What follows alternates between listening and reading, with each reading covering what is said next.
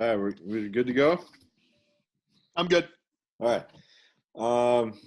So for this unit is full of Supreme Court cases. So the Civil Rights and Liberties section is where you're going to get most of your Supreme Court cases and talk a lot about the first 10 amendments and the 14th Amendment.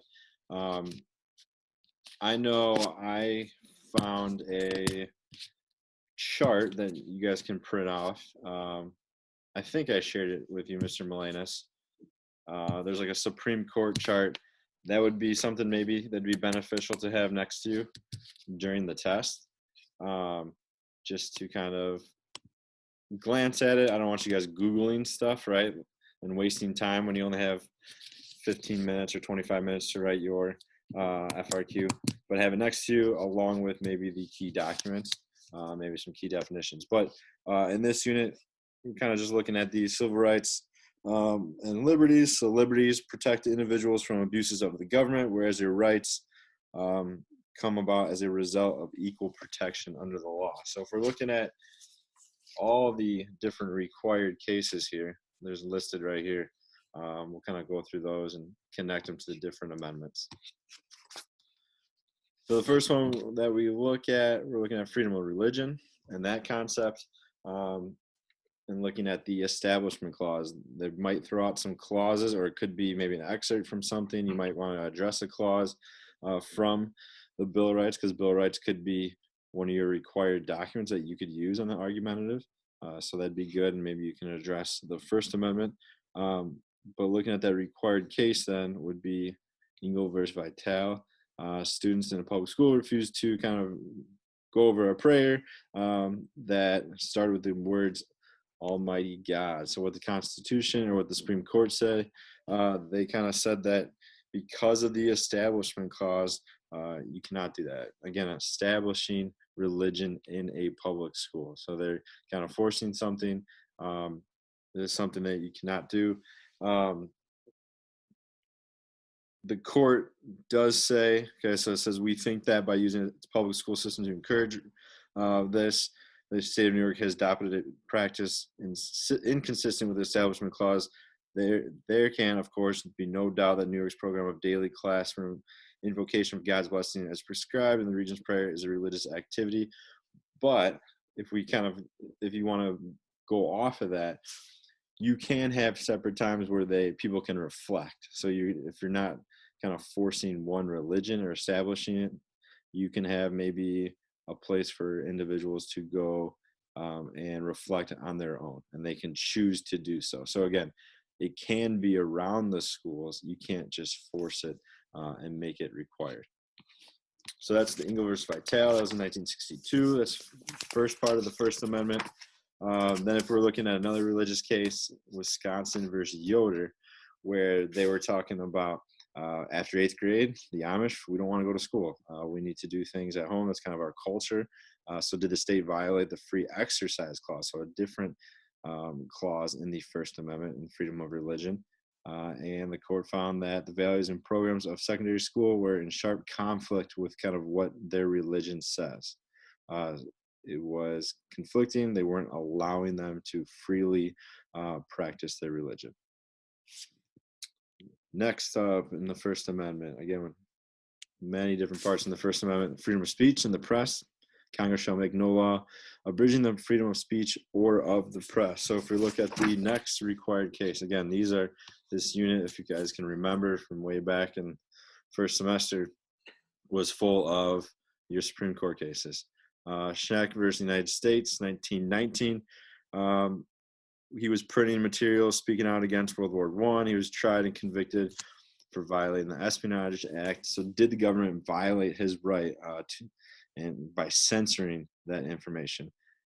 It was unanimous, and Justice Holmes is the one that wrote the decision, ruled for the majority that did not have the right to print, speak, and distribute material against the United States efforts in World War I because it had presented a clear and present danger. So they used this test to see if there was any clear or present danger by these acts, and they said it was because they were kind of anti-World War I and promoting against the efforts. A couple other cases are listed there. I know I talk about get low in class. Mr. Melanis, I think you probably talk about Oh get yeah, low as well. Due absolutely. process. Again, we're going to get to then the incorporation of the 14th Amendment. Tinker versus Des Moines. Then I think a lot of us are very familiar with this in speech. Okay, students wearing the armbands, silently protesting, symbolic speech. Could the school kind of then punish them for doing something like this and violating the First Amendment? The decision established that students' rights are not shed at the schoolhouse gates. So again, you don't lose your rights when you go into school. And to find the students wearing a black armband in silent protest of the war was symbolic. Um, these rights were later restricted. So then if you go to press and writing about stuff, schools can restrict things. But in the Tinker versus Des Moines, because it didn't create any chaos or disruption in the school process, right? So they're just sitting there silently. They can do that.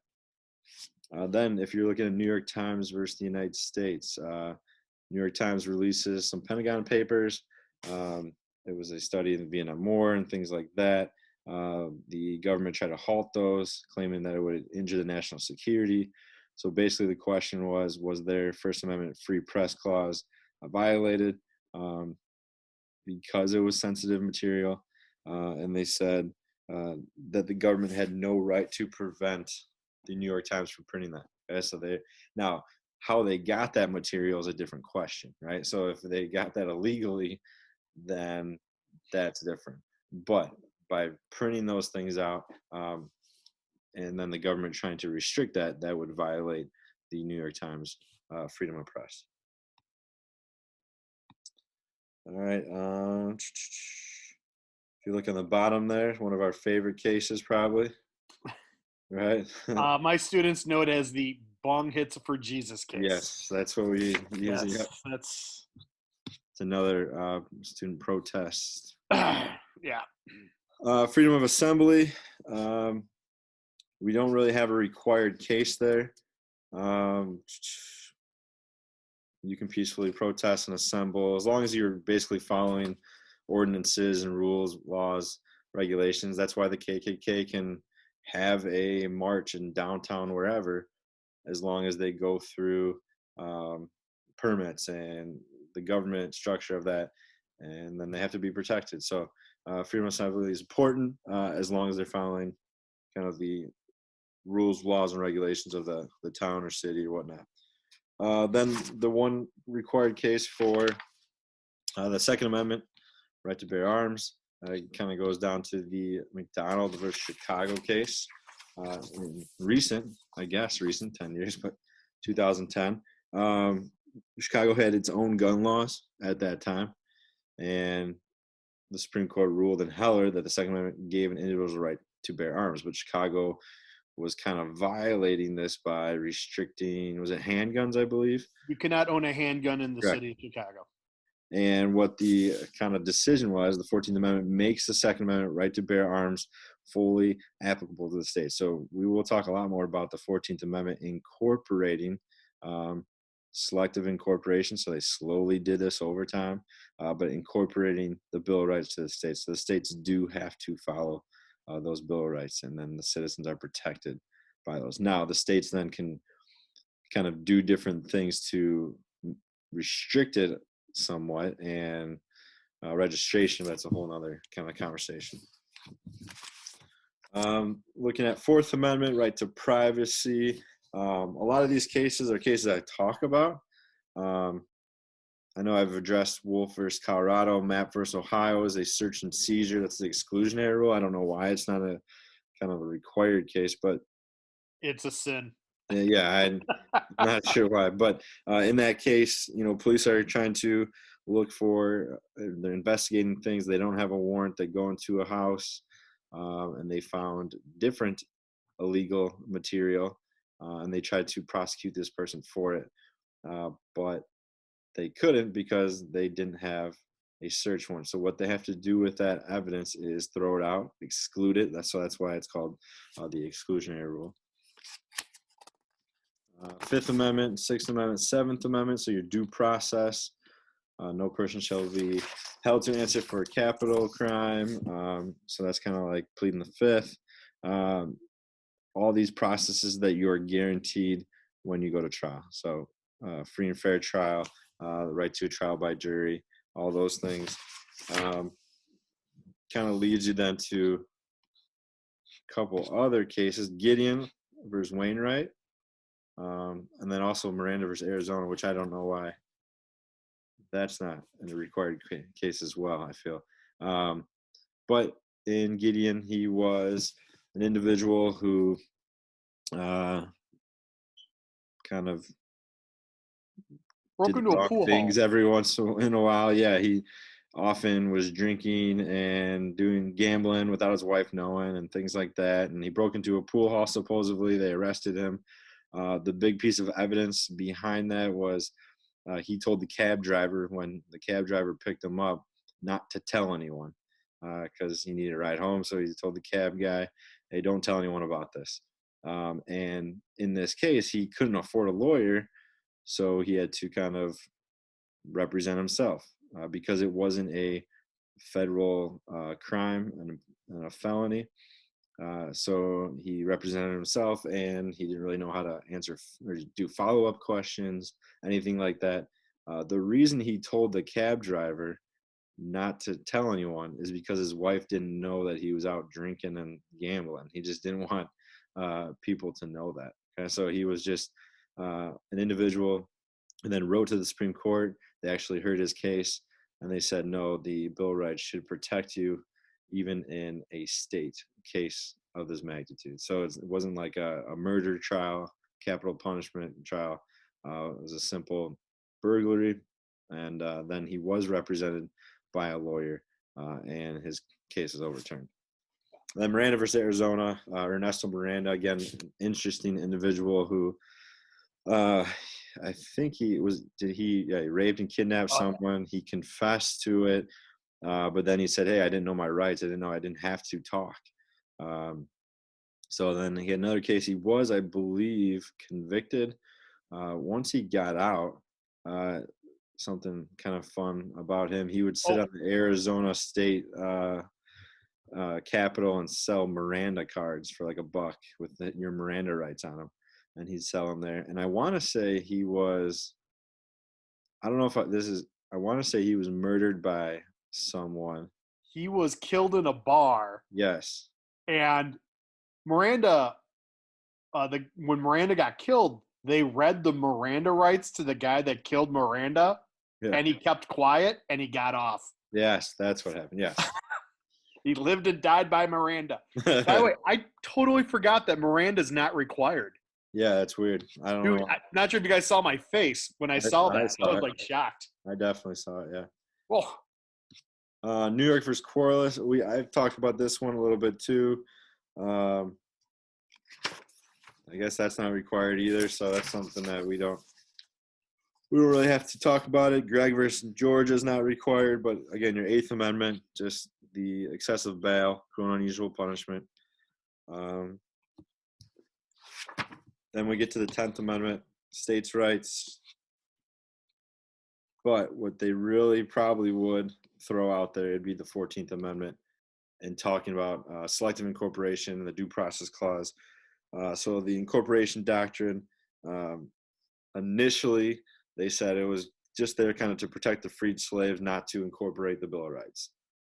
That's what it was meant to do. But over time, especially then when we get to the Warren Court, they used that 14th Amendment to protect everyone's rights, whether it's a state crime or a federal crime. So again, the first time it was applied was in that Gitlow versus New York case in 1925. He was convicted in New York of advocating the forcible overthrow of the government. Court ruled he was in violation of the New York statute. Again, for the first time, Supreme Court ruled that there was a direct relationship among the 14th Amendment actions by the states and the Bill of Rights. So again, incorporating this, they kind of give you a nice list here of what cases were slowly incorporated. And then right to privacy, I think that will should bring it to Roe v. Wade, another required, probably one we've heard about. talking about your personal privacy. Was that violated? And they said yes. Um, you should be secure in your person. So using the concept of being secure in your persons, kind of like a search and seizure in a sense too, where they shouldn't be able to just search your person no matter what, but secure in your persons, and that the Constitution protects you from the government making decisions about your privacy. Couple key terms that I kind of looked at. We're talking about civil rights. We'll bring up Brown versus Board here in a little bit, but de jure, segregation, and de facto. Okay, de jure segregation is segregation by law versus de facto, where it kind of just it happens based on circumstances. There's no law supporting it, facilities, public housing, things like that. But those two terms might be thrown out there when you're trying to make some connections. All right, we'll get to Brown versus Board then. It wouldn't be bad to understand Plessy versus Ferguson first, so you can kind of touch on that. The idea that separate but equal is okay, but then Brown versus Board kind of challenges this, and they're asking, did the state violate Brown's equal protection established in the 14th Amendment? So again, incorporating the Bill of Rights and the 14th Amendment to states. And it said unanimous decision, segregation of children in public schools solely on the basis of race deprives that group of individuals, even though the facilities were somewhat equal. Separate but equal doctrine adopted in Plessy versus Ferguson has no place in the field of public education. So now this sets a precedent. It kind of overturns, in a sense, Plessy versus Ferguson. Then one of your required documents here, looking at Dr. Martin Luther King's letter from a Birmingham jail. He's kind of talking about here, when you connect it with civil rights, it says people have a moral responsibility to break unjust laws and to take direct action rather than waiting potentially forever for justice to come through the courts. So this idea that, yeah, he was peacefully protesting. He defends that nonviolent resistance to racism, but some people, he kind of understood at times why people were reacting the way they were, because the laws that were in place were unjust. So that's kind of the letter he wrote while in jail and being arrested. And it brings you to, the Civil Rights Act of 64 and 65. 64 made discrimination in public places illegal. So like hotels and like restaurants and places like that, you have to serve those individuals. And then Voting Rights Act of 1965. This finally, in a sense, makes the 15th Amendment real, I guess, if you want to say. They're actually following it, right? Because the 15th Amendment is your right to vote no matter what. So this is trying to eliminate things like the poll tax and literacy requirements, and trying to limit individuals. Now, states would do a good job of then finding a way to make it hard to register, or make it difficult to register, but you couldn't force people to pay to do something or pass a certain test that was impossible to pass based on, basically based on your race.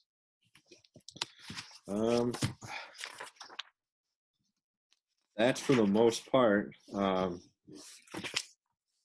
is it. If you guys take a minute, I saw some of these multiple choice here at the end. I'll put up on the screen. It doesn't hurt right now. And if you guys need this document, I can send it to you guys. It doesn't hurt to maybe practice reading something like this, just a little bit of a text based, and then answering multiple choice, so you kind of have an understanding of that concept, and then you'd be able to describe and define and explain different things when it comes to like a concept application. So those first three questions would be good to look at, and then the last couple here, based on concept, process, policies, would be good to try to maybe make some connections. Your concept application question, just looking at, this could be like a bill how a bill becomes a law, multiple choice question. Well, that could help you answer the process type, the making those connections. So 1, 2, 3, and then 9 and 10 on this document. And if you guys need it, I can email you guys the PDF. Oh Those no, are just, you guys got it? it's all, every PDF is in the file folder. Okay, perfect. So that's just something to look at. I mean, there's always 10 after each unit. It doesn't hurt to answer them just so you have that content base and understanding to answer those FRQs.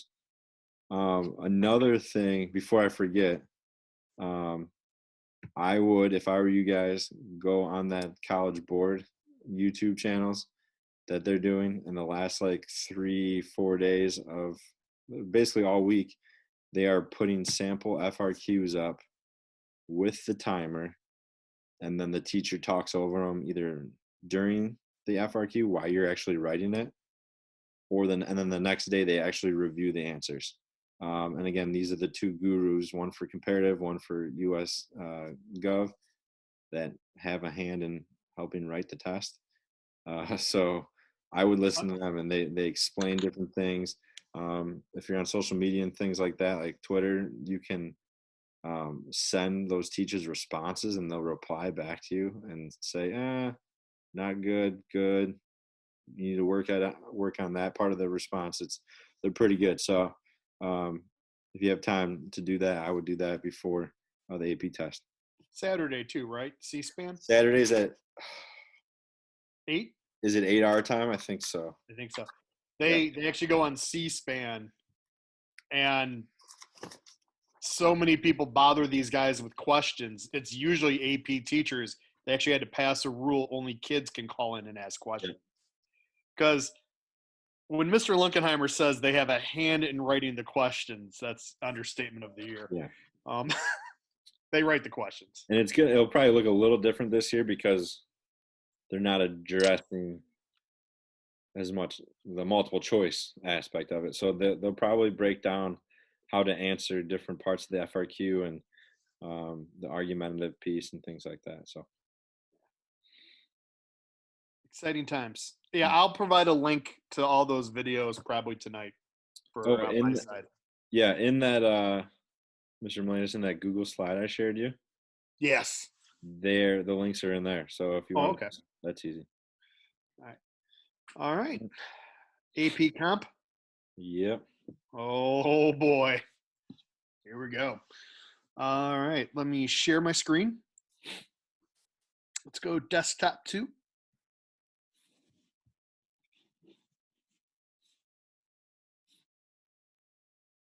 All right. Do you guys see a fun-filled chart? Got it. All right. Well, here we go. The last one, Unit 3 chart.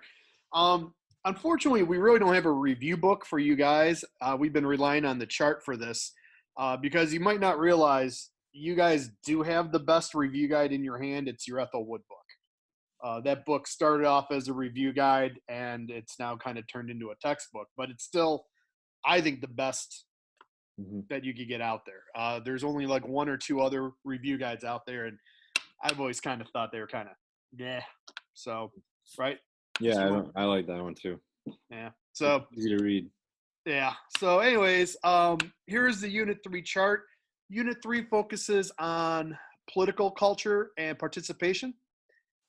And it's I'm curious how much of it's going to be on the test, to be quite honest with you. But I started off, let me make sure I start with the right one here. The chart, if you guys want to look at it individually, is actually in the file folder. It says 2020 AP Comp chart. It's the only AP Comp that's there because I kind of put everything that you need right in there. The first for the Unit 3 political culture chart asks you to talk about influences in political culture. And honestly, there's a lot that you could put in there, but I just picked the things that popped in my head the most. So for me, for the UK, it's Constitution of the Crown, Noblesse Oblige. For Mexico, probably the big cultural influence right now that's going on is the economic reforms in Mexico, although I highly doubt that's going to make it on the test.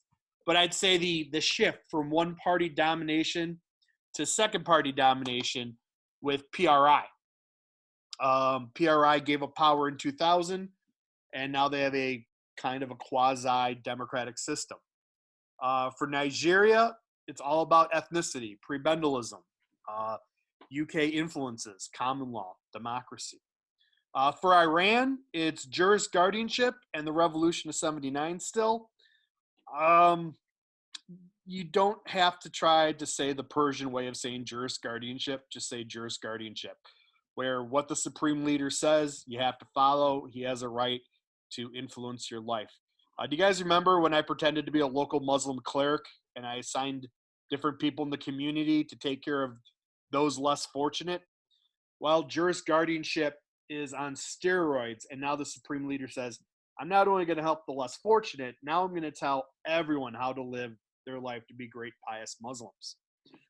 In Russia, Namlaka Torah, but probably the big thing now with Russia is nationalism and their sense of strong leadership.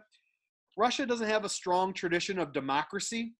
They are used to having strong leaders, whether it was the Tsar or Stalin. Other effects that you could still see from Russia today is the influence of the Soviet Union. There's still a lot of atheism in the in Russia. There's a lot of statism. For China, again, the patron-client system, the cult of personality you might see. First, we have cult of personality with Mao. Now we have cult of personality with Xi. Xi in the media is referred to as Uncle Xi. You cannot make fun of Xi. Ask Winnie the Pooh. Winnie the Pooh's not allowed in China. Why? Because somebody found an image of Winnie the Pooh, compared it to Xi, and he kind of looked like Winnie the Pooh. I won't lie to you. So now Winnie the Pooh is banned in China. I mean, that's, again, you can't challenge the cult of personality. In Russia, Putin has a cult of personality, right? You can't make fun of Putin. You can't have memes of Putin. You get arrested for that. Okay. Going down the other chart, you're gonna be asked formal versus informal political participation. When we talk about formal political participation, we're talking about voting, right? Informal, we're talking about protest or going to mass media. So for the UK, the one thing that I regret from this class this year is I didn't hit on the word referendum enough. The College Board really wants to point out that some countries have referendum, okay? For instance, the UK's has referendum. Russia has referendum. In the UK referendum, the two big things they want to talk about is the Scottish vote for independence, which failed, and the Brexit vote, okay? And that succeeded, and now they're going into Brexit mode right now, okay? And they're actually starting it. For informal, there's a lot of protests you could go with if you want to go all the way back to the 80s with the coal miners when they were shutting down the coal mines, or when they all rioted when Margaret Thatcher tried the poll tax. That's fine. But the College Board likes you to use more up-to-date protests. So for me, I think of the 2010 college protests where they raised tuition to the astronomical price of $10,000, which I think you guys would kill for. And the people in the UK went out and these young kids rioted. And if you'll recall, I showed you guys the picture of the rioters attacking Prince Charles' limo when the limo took a wrong turn. For Mexico, formal political participation, I focused on the Zapistas. The Zapistas had their own referendum in 95, 99. Which the Mexican government just promptly ignored. Modern day protests, 2018 protests over the Mexico City airport being canceled by the president. That's kind of new. Ironically, when I looked up protests for a lot of these countries, a lot of them are protesting what's going on right now with the coronavirus. So if you use that as an example, if you looked it up, you'd be amazed. People are protesting in Russia. People are protesting in Mexico. So you could probably look that up too if you're looking for informal political participation.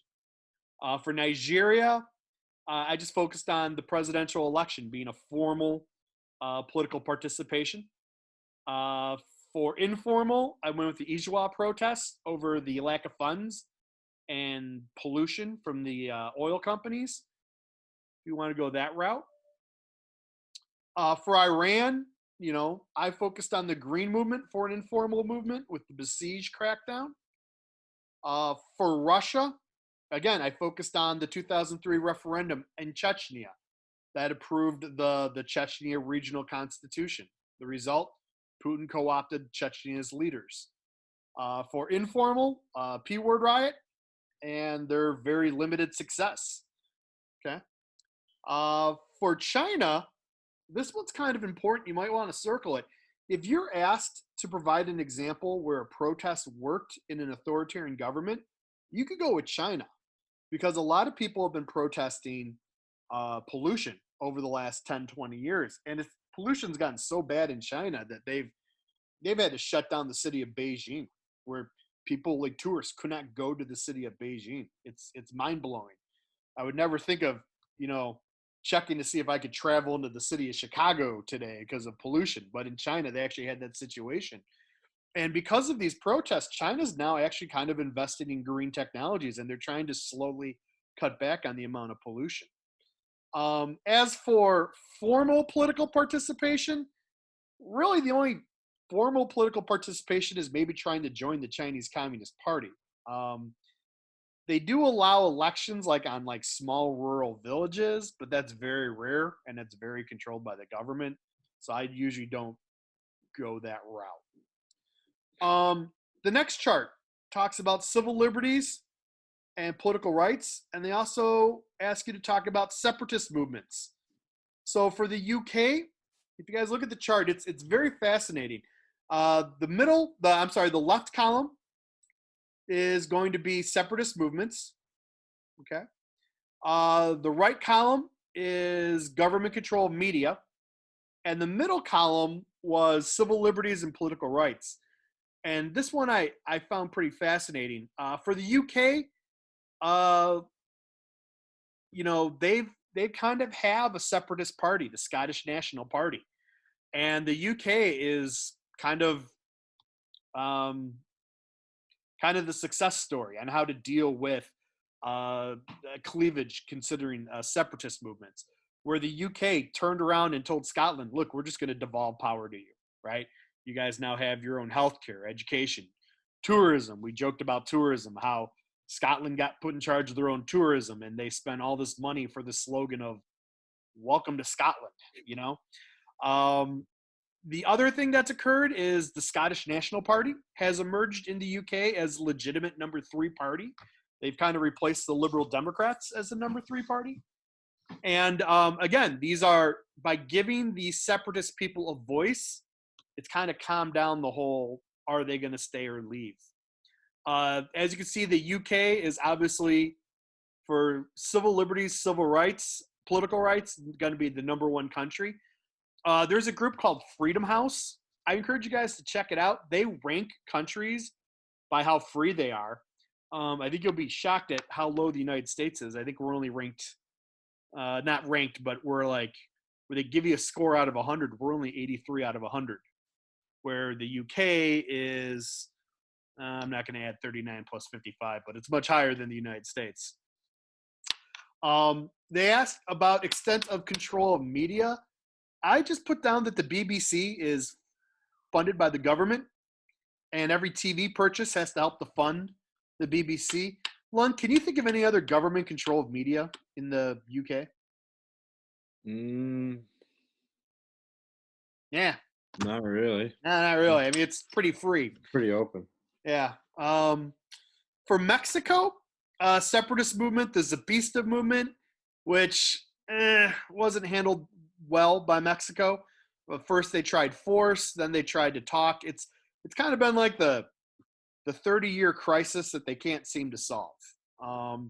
Some AMLO, the new president, says he's going to engage with the Zapatista movement, but we'll see if it's a success. Mexico's political rights, according to Freedom House, is kind of below average. Rule of law is still very weak because of organized drug cartels, government corruption. The media is partially free, mainly because of intimidation, because of the drug cartels, and also a lot of like the TV stations are kind of owned by two conglomerates. One is Televista, and the other one's going to drive me up the wall because I don't know the other one. Mm. Let's see here. Nigeria, they do have a lot of separatist movements, whether it's the Ijawa or the Ibu from the 60s or the Northern Fundamentalists in the north. There's a lot of issues there involving, ethnicity and cleavages. They also have a very poor Freedom House score because remember, the issue is not whether they'll succeed. We're studying them because they are a failure. Historically, they've had a free press, but they've had some setbacks under military rule. We can always go back to Ken Saro-Wiwa. But there are a lot of cases of like the government officials just bribing journalists. So there are some issues there. For Iran, ethnically separatists, Iran's always afraid about the Azeri in the northwest. They're afraid that the Azeri might want to break away and join Azerbaijan, which is in the northwest border of Iran. Obviously, their Freedom House ranking is going to be very poor because elections are not free. The Guardian Council basically screens everyone. Dissent is suppressed. Civil liberties is suppressed. You got the besieged, which beats up people who don't follow Sharia law. Limits on women's rights. You have head coverings. Also, internet freedom is non-existent. The press is highly censored. The supreme leader picks the editors, for instance, of the major newspapers. Satellite dishes are now against the law. So in Iran, not a lot of freedom of press, not a lot of freedom of media. Russia, obviously, we cover separatist movement. We cover Chechnya. In 2018, a guy by the name of Alexei Navalny wanted to run for president, but he could not because he was charged with tax fraud, which happens to most people who challenge Putin. So therefore, he couldn't run for president. We also have the crackdown on anti-Putin or pro-gay statements. Like if a teacher comes out and says that he supports gay rights, he would lose their job. Most news media is controlled by Putin. China is very interesting. We know about the case of the Uyghurs being forced into re-education camps, brutal crackdown on the Tibetans. This is something I've never seen before. Freedom House gave China a negative ranking. For political rights, they give you a score out of 40. They gave China a -1, which I've never seen Freedom House do. It should give you an idea how bad it is in China with political rights and civil liberties. Other issues involving China right now is Xi removing term limits, the CCP controlling media, business, practically everything. We talked about black jails in my class where, you can be thrown into jail without a trial. And then, of course, the infamous Great Firewall. Don't try to type in Tiananmen Square or what else would get you in trouble in China, Mr. Lunkenheimer? Winnie the Pooh? Yeah, probably Winnie the Pooh now. Winnie the Pooh's out, man. Trying to think. You gotta love China. So, heck, I remember Obama a few years ago. Obama's website for re-election slipped through the Great Firewall, and everyone was going to it, just because it was democracy. In China, of course, obviously shut that down. Mm-hmm. All right, the last chart that we have to go over that I provided you guys is a lot of it's kind of a review from units 1 and 2. But how does a country deal with cleavages? And in this case, I kind of wanted to focus on some of the cleavages that might have been skipped over in the review sessions, but that still exists that we should know about. And for UK, probably the big cleavage that I feel like I have not taught well is the Irish-UK cleavage. Northern Ireland is a very tense situation because of the history of the Catholics versus Protestants. We don't have that problem here in this country. If somebody's like, I'm Protestant or Catholic, no one cares. But in the UK, in Northern Ireland, in the UK, someone could plant a bomb underneath your car and blow you up in the 1980s. Things were so bad in the 1980s, 1970s that the UK had to invade their own country. They sent in the military, set up checkpoints just to separate the Catholics from the Protestants. And there was a lot of bombings. It wasn't until the 90s when the Catholics and the Protestants sat down, the UK government sat down, the IRA sat down, and I think it was led by a US senator by the name of Mitchell, and they hammered out what's called the Good Friday Agreement, where the UK, again, devolved powers to Northern Ireland, and they gave the Catholics, who are a minority, a say in the government. Okay, they also ended the UK military presence in Northern Ireland. So that's a cleavage that was kind of brought up by the AP expert, and I thought, ooh, I should probably go back and hit on that. Okay. The other two columns I'm not going to go over because that's stuff we've covered in Unit 1 and 2. For Mexico, for cleavages, things you might want to hit on: the North versus the South, factories in the North, in the South, rural and poor. You also have more indigenous people in the South, and there's less government support for them. That's where you got the Zapistas in Chiapas. That's kind of an important cleavage. Especially, you can compare it to other countries that have a lot of internal migration.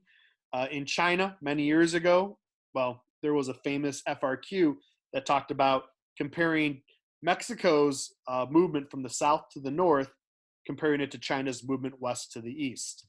I hope I got my directions right. Yeah, I got my directions right. Good. Yeah.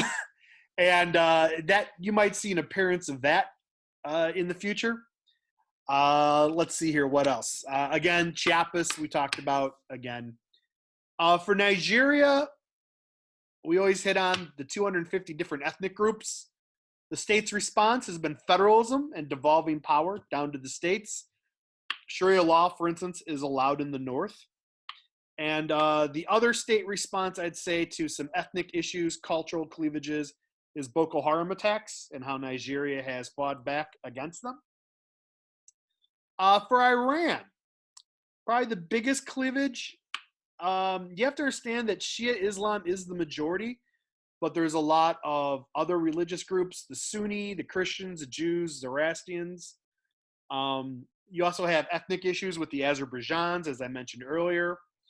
And what the state has done is they've, for instance, reserved seats in the Majlis for Jews, Christians, and Zoroastrianisms.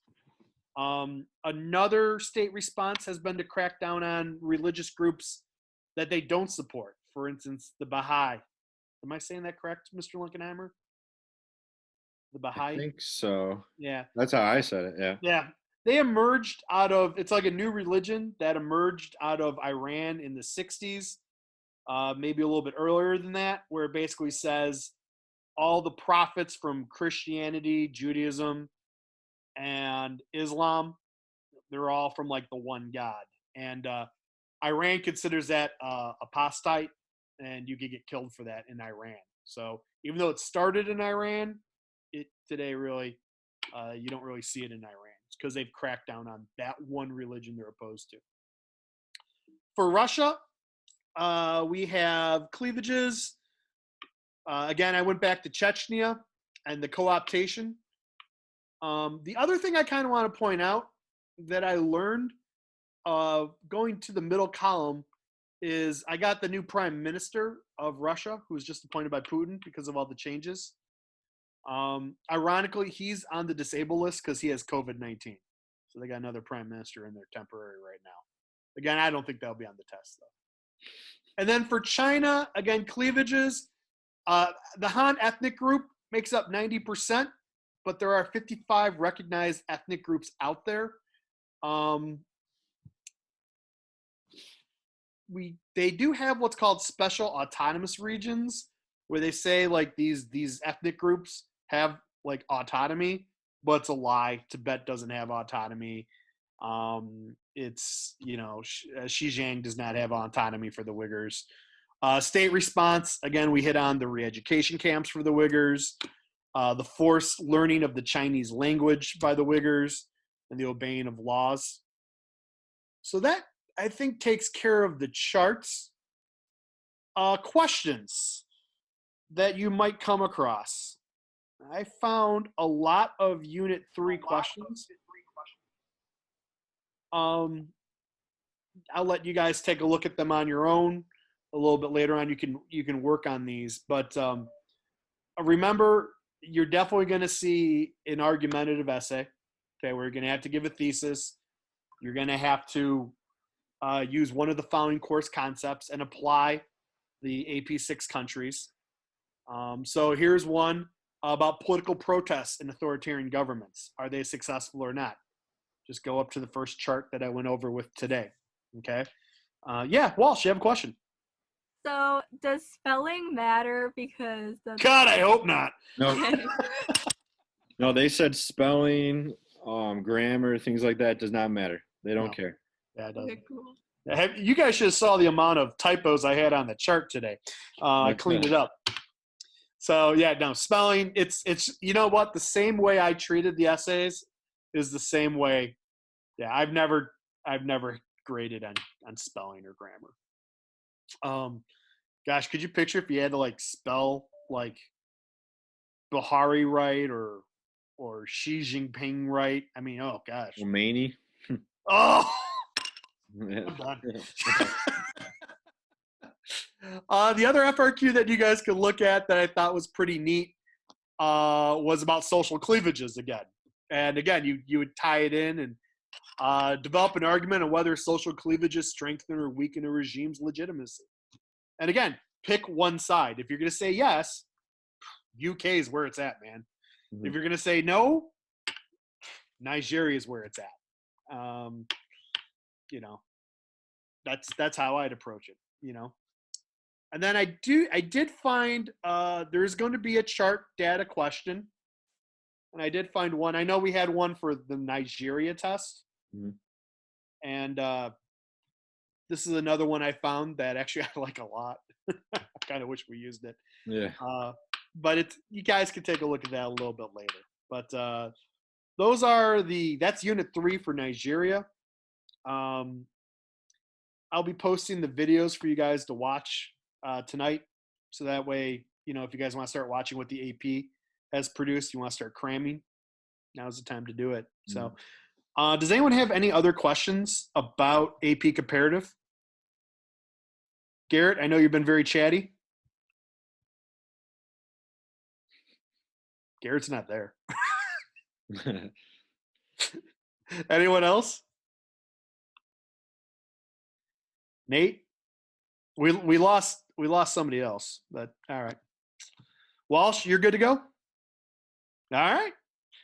Well, hey, we got it done before 2:00. I'd say success. Yeah. And if you guys have questions about taking the test, the actual process of it, kind of reach out to one of us. We can reach out then to Mr. Herkus or Mr. Diener. I know there's a lot of videos out there. There's a practice right now. I don't know if you guys saw that, of actually logging in and taking like a sample test and uploading like a sample writing or whatnot. I would do that so to make sure your Chromebook's working correctly, how you want to do it. They said you can type, I think, in the you can type somewhere and then paste it in. You can type in a Google Doc and then upload that document, or you can write it, take a picture, and then upload it. But that would probably take the longest. But if you're comfortable writing, then that's kind of normal, I guess, just like the classroom. So there's a bunch of different ways. There's a bunch of videos on the AP YouTube channel as well that like goes through the walkthrough, the checklist, the exam ticket that you're gonna get, and all those things. Actually, I put on the video that you did for your students, which I thought was awesome. And I learned a little. So that's there. I think I put that on yesterday or 2 days ago. Garrett? He's still not responding. So no, yeah, you put it on. I think it was 2 days ago. Yeah, so yeah. And I think I only had 1 or 2 kids that had email problems. Okay, good. Yeah. So. Yeah, just be prepared because you don't want to get to the test that day and then something's going wrong and then you have to take it in June or not have time or whatnot. Yeah. And I'll be honest with you guys, on Monday, I don't want to I don't want to be talking to you guys like during the test time. So if you're like, Mulanus, I can't log on, I'm like, Right. No, we got to stay away. Yeah. yeah, we gotta stay away because I like my job. So all right. Any other questions? All right, I'll start putting up the videos from the AP for you guys to watch, and some are really good actually. I learned a lot from that Andy guy. So I've been teaching this class for like 8 years. We've been doing it, Lunk. You've been way longer than me. So anytime you learn something new, it's kind of cool. So, all right, I think we're good then. All right. Thank See you you. guys. Yeah.